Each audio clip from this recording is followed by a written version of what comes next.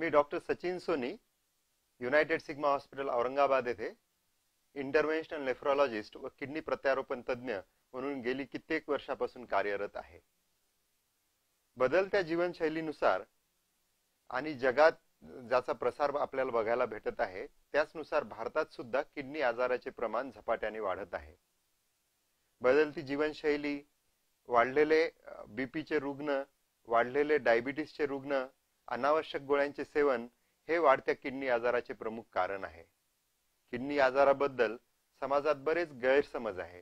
Kidney आजाराचे निदान झाले तर योग्य उपचार किंवा योग्य निदानाकडे वळण्याच्या ऐवजी नातेवाईक व रुग्ण स्वतः हे सगळे घाबरून जातात व अचूक उपचार न घेता चुकीच्या मार्गी लागतात किंवा अशास्त्रीय उपचार घेतात. विज्ञानाने जशी जशी प्रगती केली आहे, किडनी आजारांच्या उपचाराबद्दलही बरीच प्रगती झालेली आहे आणि किडनी आजार असताना सुद्धा आपण योग्य उपचाराने त्याचा सामना करू शकतो, हे मी इथे सांगू इच्छितो. किडनीचे बरेच काम आहेत. शरीरात किडनी फार महत्वाचा अवयव आहे. शरीरातले रक्ताचे प्रमाण योग्य ठेवणे, रक्ताचे शुद्धीकरण करणे, शरीरातले क्षार मेंटेन ठेवणे, हाडांची मजबूती ठेवणे, असे कित्येक काम किडनी करते. तर जेव्हा किडनीची कार्यक्षमता कमी व्हायला लागते, रुग्णाला बरेच त्रास जाणवू लागतात. जसे हातापायावर सूज येणे, लघवीचे प्रमाण कमी किंवा अधिक होणे, दम लागणे, थकवा येणे, कामात लक्ष न लागणे, जेवण कमी जाणे, वारंवार मळमळ होणे, असे बरेच त्रास रुग्णांना होतात.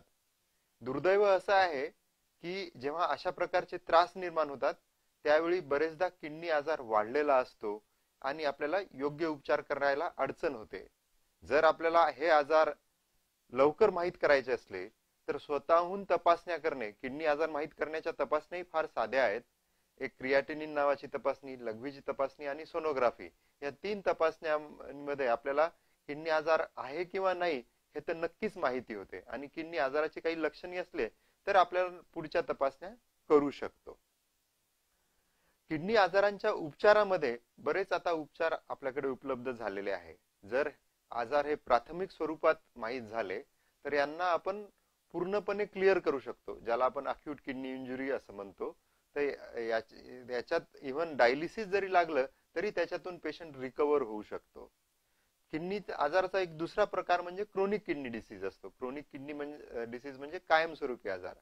आणि कायमस्वरूपी किडनी आजार हे सुद्धा जर लवकर लक्षात आले तर त्यांना आपण स्थिरावू शकतो, म्हणजे या आजाराची वाढ थांबवू शकतो.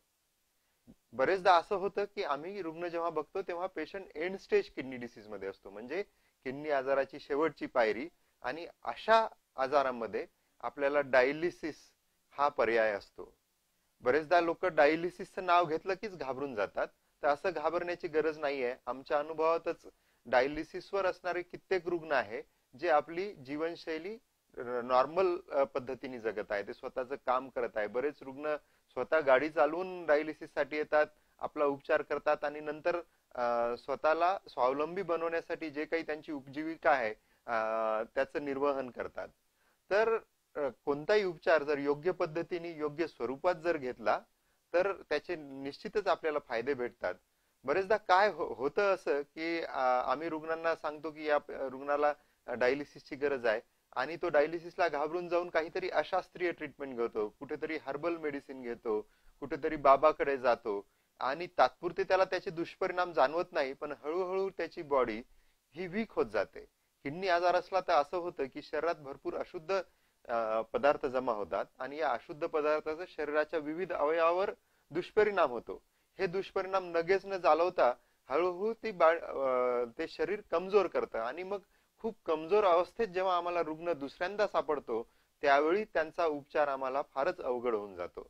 तर डॉक्टरांनी जेव्हा सांगितलं त्यावेळी योग्य जर उपचार घेतले तर किडनी आजारांमध्ये सुद्धा आपल्याला चांगले निकाल भेटतात. किडनी आजाराची अजून एक उपचार पद्धती म्हणजे किडनी ट्रान्सप्लांटेशन आहे.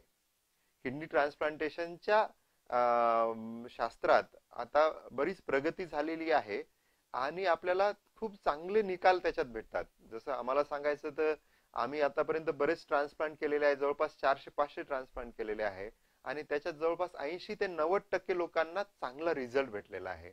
काही लोकांना किडनी ट्रान्सप्लांट मध्ये प्रॉब्लेम येतात, पण हे जे प्रमाण आहे ते नगण्य आहे. जर कोणत्याही पेशंटसाठी डायलिसिसच्या कंपॅरिझन मध्ये हे ट्रान्सप्लांट निश्चितच चांगलं उपचार पद्धती आहे. ट्रान्सप्लांटच्या क्षेत्रातही अजून म्हणजे रुग्णांचे प्रमाण ज्यांना ट्रान्सप्लांटची गरज आहे आणि किडनी दाते याच्यात तफावत असल्यामुळे किडनी चे सोर्स वाढवण्यासाठी सुद्धा प्रयत्न चालू आहे. एक त्याचं उदाहरण म्हणजे कॅडेवर ट्रान्सप्लांट आहे किंवा स्वॅप ट्रान्सप्लांट ज्याला म्हणतात, की एखाद्याच्या पेशंटच्या फॅमिलीमध्ये दाता तर उपलब्ध आहे, पण त्या दाताची किडनी जर त्याच्याच रुग्णाला चालत नसेल तर अशा विरुद्ध परिस्थितीच्या फॅमिलीमध्ये आपण यांची किडनी त्यांना आणि त्यांची किडनी आपल्याला म्हणजे असं एक्सचेंज स्वरूपाचं ट्रान्सप्लांट सुद्धा करू शकतो. आणि अशा प्रकारचे उपचार करण्याचा अनुभव सुद्धा आम्हाला प्राप्त आहे आणि याच्यातून सुद्धा खूप चांगले रिझल्ट बघायला भेटतात. तर या माध्यमातून मी एवढंच सांगू इच्छितो की किडनी आजारांना घाबरून जाण्याची गरज नाही. समाजात आपले जे गैरसमज आहे, बऱ्याच लोकांना असं वाटतं की एकदा डायलिसिस लागलं तर कायमस्वरूपी डायलिसिस लागेल म्हणून डायलिसिस करावेच नाही. तर हे असं नसून अक्यूट किडनी इंजुरी म्हणजे तात्पुरत्या स्वरूपाचा जो किडनी आजार आहे ज्याच्यात डायलिसिस तात्पुरत्या स्वरूपातच लागतं आणि रुग्ण बरा होऊ शकतो, आणि क्रोनिक किडनी डिसीज म्हणजे कायमस्वरूपी किडनी जो आजार जो आहे त्याच्यात पेशंटला कायम डायलिसिस लागू शकतं. कायम डायलिसिस म्हणजे आठवड्यातून 2 किंवा 3 वेळा. पण याच्याहून जर आपल्याला मुक्ती पाहिजे असेल तर किडनी प्रत्यारोपण हा एकदम चांगला पर्याय आहे. आणि किडनी प्रत्यारोपण झालेले कित्येक रुग्ण हे चांगल्या प्रकारचं आयुष्य जगत आहे. आम्ही असे कितीक रुग्ण बघितलेले आहेत की ज्यांना मूलबाळ नव्हते, ज्यांचं लग्न झालेलं नव्हतं, लग्न होऊन सुद्धा मूलबाळ होत नव्हते हे किडनी आजारामुळे, आणि ट्रान्सप्लांट झाल्यानंतर त्यांना संततीची प्राप्ती झालेली आहे, त्यांचं लग्न झालेलं आहे, त्यांचं वैवाहिक जीवन नॉर्मल स्वरूपात चालू आहे आणि ते स्वतःचा खर्च स्वतः निभावू शकत आहे, आपल्या परिवाराची जबाबदारी पेलू शकत आहे. हे बरेच फायदे प्रत्यारोपणाने आपल्याला प्राप्त होतात. किडनीचे शास्त्र जसे जसे उपचाराचे प्रगत होत आहे नवीन नवीन ब्रांचेस त्याच्यात येत आहेत. त्याच्यातली एक ब्रांच म्हणजे इंटरव्हेन्शनल नेफ्रॉलॉजी आहे. म्हणजे नेफ्रॉलॉजी मध्ये नवीन नवीन प्रोसिजर ज्याच्यानी किडनी आजारांच्या रुग्णाने ग्रस्त असलेल्या रुग्णांना त्याचा फायदा होईल. तर अशाच एक इंटरव्हेन्शनल नेफ्रॉलॉजी सेंटर सुद्धा आम्ही चालवतो आणि त्याच्यातून बऱ्याच रुग्णांना त्याचा फायदा होतो. जाता जाता मी एवढं सांगू इच्छितो की किडनी आजार किंवा कोणताही आजार त्याला घाबरून जाण्याची गरज नसते. तर त्याला योग्य पद्धतीने उपचार घेणे आणि एक पॉझिटिव्ह म्हणजे सकारात्मक बाजू लक्षात घेऊन आपल्या डॉक्टरांवर विश्वास ठेवून त्याचा उपचार करणे हे महत्वाचे आहे.